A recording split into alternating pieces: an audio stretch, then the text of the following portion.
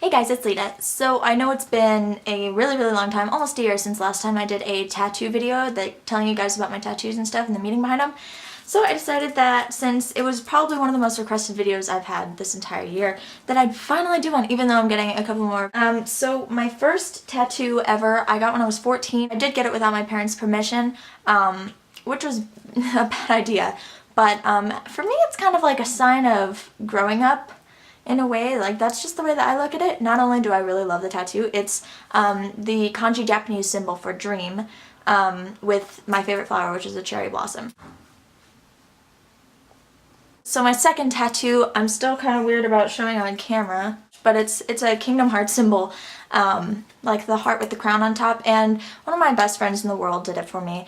And you know, just that alone, the fact that, you know, no one ever really sees this tattoo, but the fact that I know I have it and that she did it is just like totally enough for me, because that's one of my favorite tattoos because of that. And my third tattoo is this one.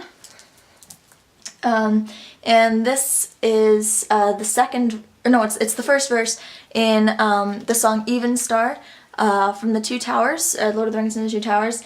And roughly it means, now is not the end, it is the beginning. Do not let yourself fall, even when you have trust in nothing else.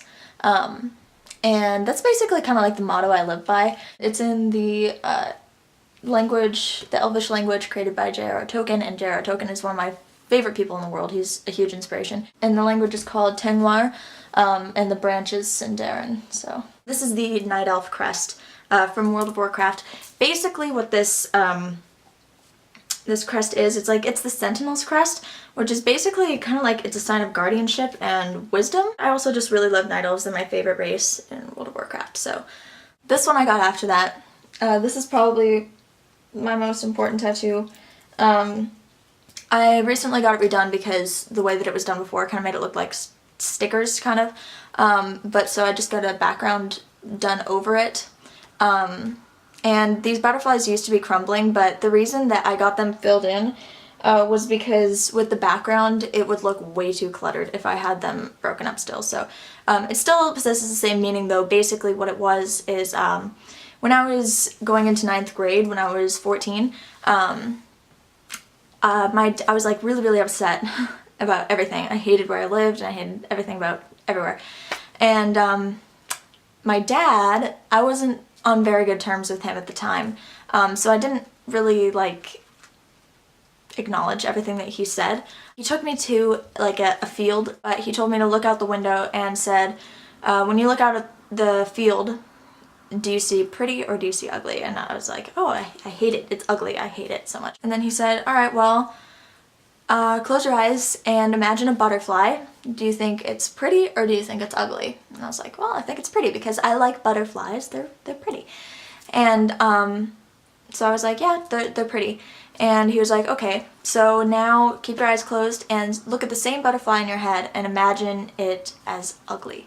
Just convince yourself it's ugly. Just imagine it that way. So I did. I was like, oh, okay, well, that's ugly. It's like an insect and it has legs and it's creepy and stuff. So yeah, it's ugly. And then he was like, okay, now open your eyes and look out at the field that you thought was really ugly before and apply the same concept in your head to the place that you previously thought was ugly, or how I use it today, the situation that you see as ugly, and look at it as beautiful. So that's basically what I apply to my life now, is whenever something really bad happens or there's a bad situation, you can look at it as beautiful. It might take a little bit of effort, but you can still look at something that's very seemingly ugly and see it as a beautiful thing.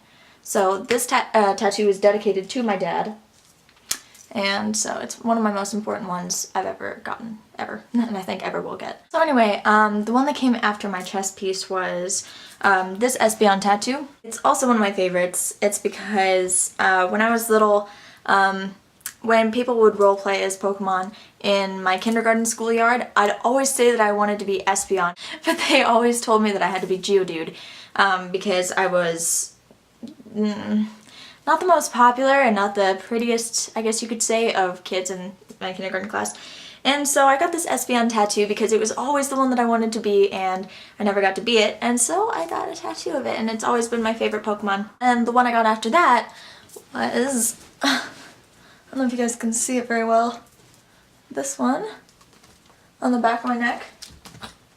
That is No Face from the Hayao Miyazaki's Studio Ghibli film Spirited Away, which was always my favorite Studio Ghibli film. And he was always my favorite character from that film because he, No Face is basically, he's really innocent, but he has like a dark side. He kind of just represents like the fact that people have a light and a dark side. And the one after that was a couple of them at the same time. Oh, thanks. You just front flipped into a box. Here. It's the Horde symbol. Just because, like, I don't know, Horde was the first place that I played on, or the first faction that I played on. And so I just really like the symbol too, so. And let's see, also this one, which I got at the same time, right here. And it means friend. And me and Serena actually got this on our wrists together. So, yeah. And it's, oh my goodness, what? And I also got this on the same day, which is one of the tattoos I've just always been wanting. So I got it. But it's a soot sprite from Spirited Away, the same movie that No Face is from. And it's just, they're just so cute. It's just like a little soot sprite that are like, they're super happy, and then they have these little star candies in the movie that they're like, eh. That, you can't really see it very well, but it's a little Mario star. And then the ones after that, which are pretty recent, are these ones on my back. Here's one of them. You may recognize these cats if you didn't already know I had these. This one is Zaya, my little black kitty. And this one is Arcane. And they're just basically, it's my cats, but they're in like, Zaya's in a little witch hat with pumpkins and stuff and like in a graveyard. And Arcane is, basically he's like in an alchemist's lab, and he has like a little wizard hat and a little cloak and stuff like that. And some potions in the background. And then my most recent one was actually getting this one redone.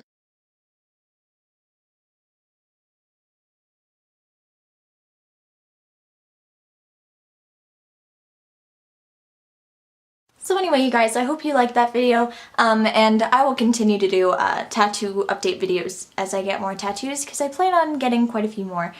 But anyway, you guys, I love you so much, seriously, I always will, I promise. And so does Panks. She loves you guys too. And I can't wait to see some of you guys at Playlist. It was so amazing meeting you guys. Earlier this week at Niagara Falls. Seriously, it was one of the best days I've ever had. And remember to keep smiling, and don't let your day tell you don't let your day be bad. Okay, I love you guys so much. Hugs. Okay, bye.